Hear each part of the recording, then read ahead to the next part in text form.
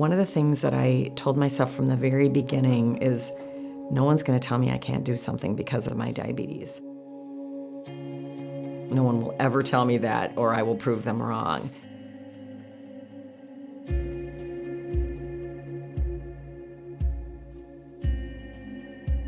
I was diagnosed when I was 12, kind of back in the olden days when it was shots and no blood sugar testing, very archaic.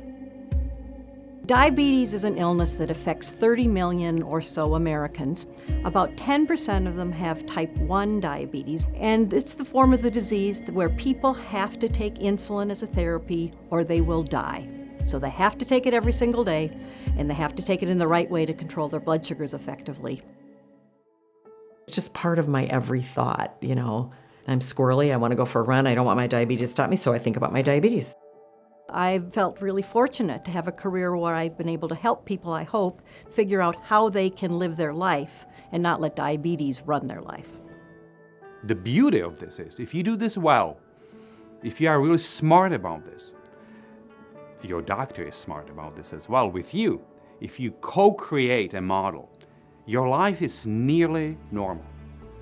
And that is a phenomenal victory of medicine in general and the University of Minnesota Medical School in particular.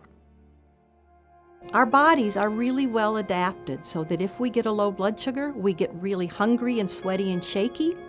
But sometimes if you have low blood sugars too frequently, you lose the ability to know when that sugar is low.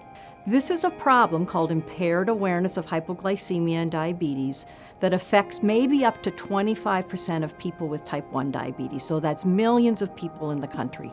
And it's a terrifying feeling. It would happen in the middle of the night. My husband traveled a lot. I had 3 little kids at home. I remember wandering around my main floor of my house, literally terrified, because I knew that my kids were upstairs and I was in charge and I had no idea what was going on. I didn't know what to do. Why is it that recurrent episodes of low blood sugar make it so that people don't know when their sugars are low?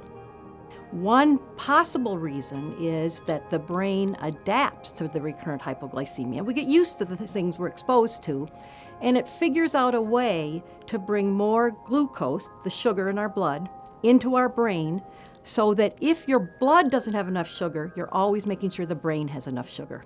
Until the blood sugar is so low, it can't deliver any more glucose to the brain. And that's what I've been studying for the last 20 years, and trying to measure how glucose levels in their brains change when they're exposed to recurrent hypoglycemia. And the way we can do it, magnetic resonance imaging. We have a big center here at the university that lets us do that. You have to have an envelope of knowledge that's going to understand the whole body, how it is affected by diabetes. And Dr. Seaquist is a prime example of what the whole healthcare is going for. You know, how we integrate this into the service of the patient. There are so many better tools now to help patients deal with their diabetes. It's just so exciting to be part of it and to recognize all of these advances are because of research that has been done that has led to these changes that have real impact on people's lives. And my son, who also has diabetes, when he was finally diagnosed after we were working with the U, he said to me, "I'm so tired of worrying about this. I just want to be like you now. Like, stop worrying about it." And I thought, oh my gosh. That was probably the biggest compliment I ever had, is that he could stop worrying about it and just live like I do.